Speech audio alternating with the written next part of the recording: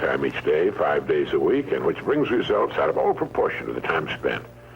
For a moment, consider the things your mind has brought you. Everything you have, your work, your relationship with your family and others, your philosophy of life, all come to you as a result of using your mind. Now consider the estimate made by experts. You have probably been operating on less than 10% of your mental capacities, much less.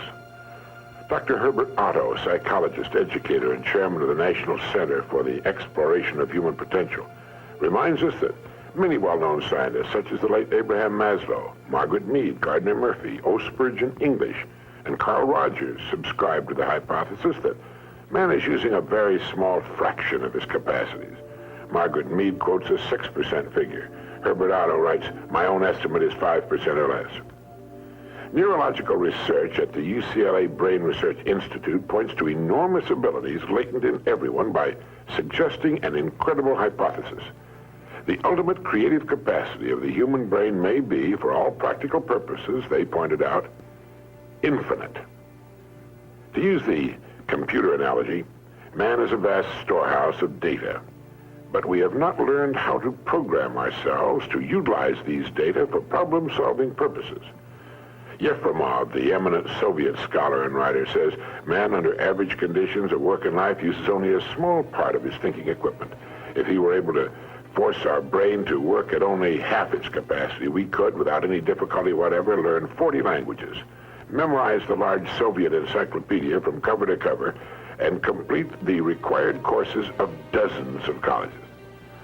Now, this statement is hardly an exaggeration.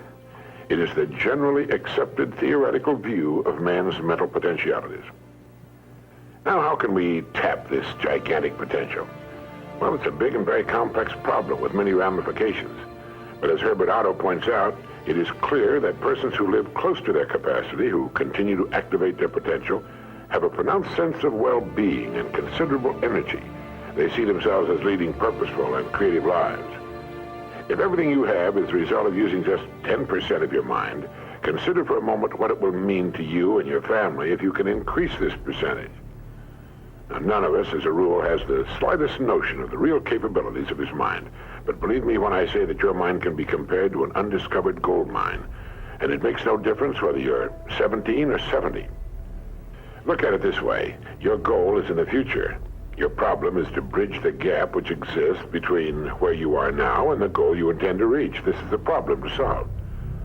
Robert Seashore, when chairman of the Department of Psychology at Northwestern University, pointed out that successful people are not people without problems.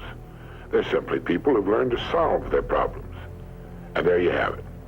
Living successfully, getting the things we want from life is a matter of solving the problems which stand between where we now are and the point we wish to reach. No one is without problems. They're a part of living. But let me show you how much time we waste in worrying about the wrong problems. Here's a reliable estimate of the things people worry about. Things that never happen, 40%.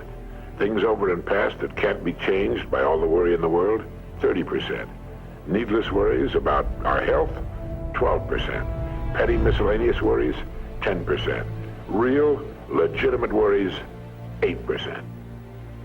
In short, 92% of the average person's worries take up valuable time, cause painful stress, even mental anguish, and are absolutely unnecessary. And of the real, legitimate worries, there are two kinds. There are the problems we can solve, and there are the problems beyond our ability to personally solve. But most of our real problems usually fall into the first group, the ones we can solve if we learn how. Now I'm going to assume you've decided upon a goal. Your problem is, how do I achieve it? Your goal may be a promotion, a greater income, a beautiful home. It makes little difference what your goal happens to be. But you have your goal, and you know that you will become and you will achieve what you think about. That is, if you stay with it, you will reach your goal. But how? Well, it's right here that your mind comes into play. What is your mind? No one knows for sure. Perhaps the best way to describe it is to quote Pulitzer Prize-winning playwright Archibald MacLeish. In his play, The Secret of Freedom, a character says, "The only thing about a man that is a man is his mind.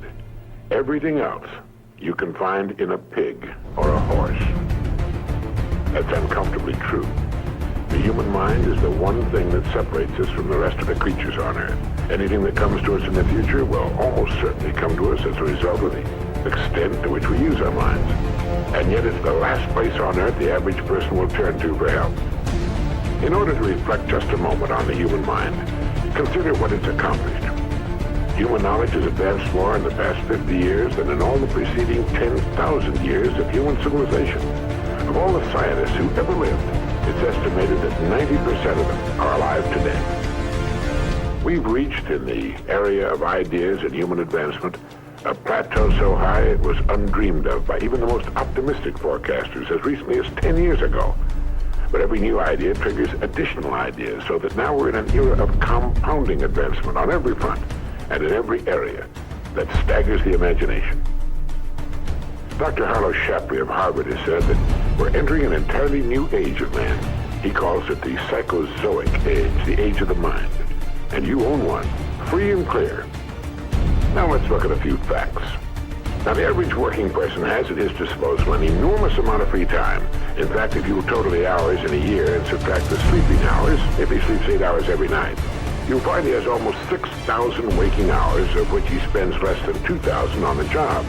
Now, this leaves him 4,000 hours a year when he's neither working nor sleeping. These can be called discretionary hours, with which we can do pretty much as we please. At least, our minds are free. Now, so you can see the amazing results in your life, I want to recommend that you take just 1 hour a day, 5 days a week, and devote this hour to exercising your mind. Pick 1 hour a day on which you can fairly regularly count. And during this hour every day, take a completely blank sheet of paper. At the top of the page, write your present primary goal, clearly, simply. Then, since our future depends upon the way in which we handle our work, write down as many ideas as you can for improving that which you now do. Try to think of 20 possible ways in which the activity that fills your day can be improved. You won't always get 20, but even one idea is good. Now remember 2 important points with regard to this. 1, this is not particularly easy, and 2, most of your ideas won't be any good. Now, when I say it's not easy, I mean it's like starting any new habit. At first, you'll find your mind a little reluctant to be hauled up and out of the old familiar rut. But as you think about your work and ways in which it might be improved, write down every idea that pops into your mind, no matter how absurd it might seem. Let me tell you what will happen. Some of your ideas will be good and worth testing. The most important thing this extra hour accomplishes, however, is that it deeply embeds your goal into your subconscious mind, starts the whole vital machinery working. And 20 ideas a day, if you can come up with that many, total 100 a week, even if you don't think on weekends. An hour a day, 5 days a week, totals 260 hours a year, and still leaves you 3,740 hours of free leisure time. And this means you'll be thinking about your goal and ways of improving your performance, increasing your service, 6.5 full extra working weeks a year. 6.5 40-hour weeks devoted to thinking and planning. Can you see how easy it is to rise above the so-called competition? And will still leave you with 15 hours a day to spend as you please. Starting each day thinking, you will find that your mind will continue to work all day long. You'll find that at odd moments, when you least expect it, really great ideas will begin to pop into your mind. And when they do, write them down as soon as you can. Just one great idea can completely revolutionize your work and, as a result, your life. If you want to develop the muscles of your body, you take daily exercise of some sort. Well, the mind is developed in the same way, except that the returns out of all conceivable proportion to the time and energy spent. I've used this system for years. It's given me some of the most gratifying and rewarding experiences of my life. And it costs only 5 hours a week. 5 hours out of 168. Is it worth it? It's like spending 5 hours a week digging in a solid vein of pure gold, because your mind is all of that and much more. Each time you write your goal at the top of the sheet of paper, don't worry or become concerned about it. Think of it as only waiting to be reached, a problem only waiting to be solved. Face it with faith and bend all the great powers of your mind toward solving it. And believe me, solve it, you will. Now let's briefly recap.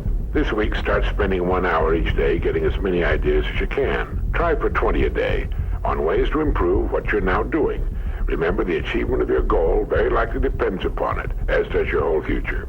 2, if everything you now have is the result of using, say, 5 to 10% of your mental abilities, You can imagine what life will be like if you can increase this figure to 20% or more. 3. Successful people are not people without problems. They're simply people who've learned to solve their problems. 4. Don't waste time and energy worrying about needless things. 40% of them will never happen, 30% have already happened and can't be changed, 12% are needless worries about our health, 10% are petty miscellaneous worries, and only 8% are real. Try to separate the real from the unnecessary and solve those which are within your ability to solve. Last of all, the only thing in the world that can take you to your goals in life is your mind, its effective use, and following through on the good ideas it supplies you. Each of us has a tendency to underestimate his or her own abilities. We should realize that we have deep within ourselves a reservoir of great ability, even genius, that can be tapped if we'll just dig deep enough. It's the miracle of your mind.